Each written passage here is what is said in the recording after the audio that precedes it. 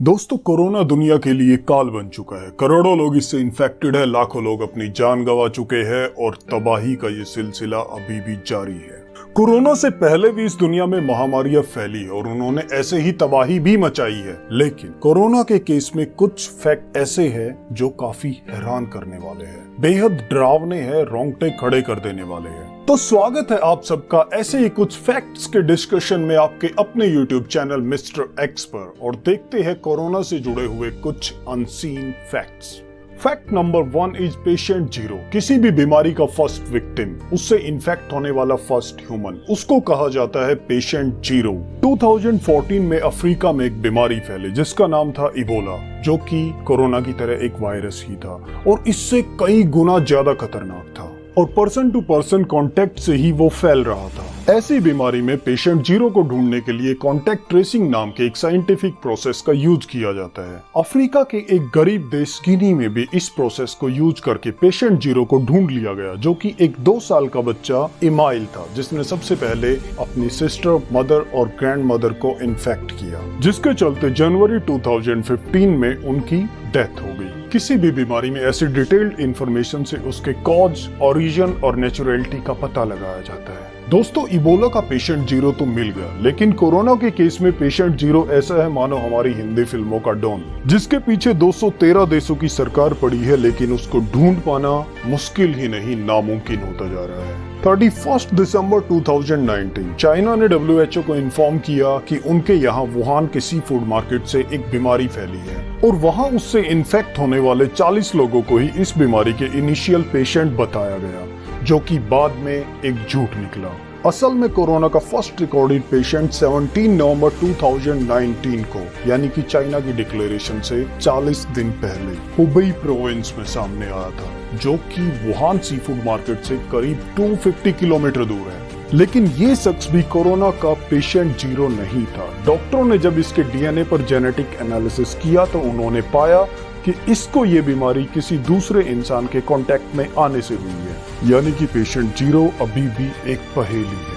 यहाँ पे गौर करने लायक बात ये है कि फर्स्ट पेशेंट रिकॉर्ड होने के 40 दिन के बाद चाइना ने दुनिया को इस वायरस के बारे में वार्न किया। 40 दिन में इस वायरस ने इटली की सरकार को घुटने टेकने पे मजबूर कर दिया था। अब इससे आप ये आइडिया तो लगा ही सकते हैं कि इस वायरस को फैलाने में या इस वायरस के फैलाव में चाइना का कितना बहुमूल्य योगदान है। फैक्ट नंबर 2, कंट्रोल इन 2 मंथ्स। चाइना की 40 दिन की लापरवाही के चलते ये बीमारी हजारों किलोमीटर दूर वेस्ट में फैल गई और 8 महीने बाद भी ये लगातार फैल ही रही है। There is no control over it. जी हाँ, 8 महीने बाद भी वेस्ट में इस बीमारी पे कोई कंट्रोल नहीं है। वहीं पे चाइना, जो इसका ओरिजिन पॉइंट था, वहां पे इस बीमारी को सिर्फ 2 महीने में कंट्रोल कर लिया गया। इतनी हाईली कंटेजियस बीमारी जिसने यूरोप के बड़े बड़े देशों की बुनियाद हिला दी, चाइना ने उस बीमारी को सिर्फ 2 महीने में कंट्रोल कर लिया। बात बिल्कुल डाउट पैदा करने वाली है। इसके चलते कई देशों को डाउट भी हुआ, जिसके चलते अप्रैल 2020 में अलग अलग कंट्रीज ने चाइना को प्रेशराइज किया इस बीमारी का सोर्स फाइंड आउट करने के लिए। लेकिन चाइना ने किसी भी तरह की इंडिपेंडेंट इंटरनेशनल कमेटी को किसी भी तरह की जांच करने की परमिशन नहीं दी, और ऐसा सिर्फ एक बार नहीं हुआ। मई 2020 में फिर से चाइना से ऐसी ही परमिशन मांगी गई, लेकिन चाइना ने फिर से किसी भी तरह के प्रोब से मना कर दिया। लेकिन बार बार आ रहे इंटरनेशनल प्रेशर के चलते एंड में जून 2020 में WHO को जांच की परमिशन दी गई, लेकिन सिर्फ वुहान के एरिया में। और जितना टाइम लगा, इतना टाइम मेरे हिसाब से काफी था सबूत को ठिकाने लगाने के लिए।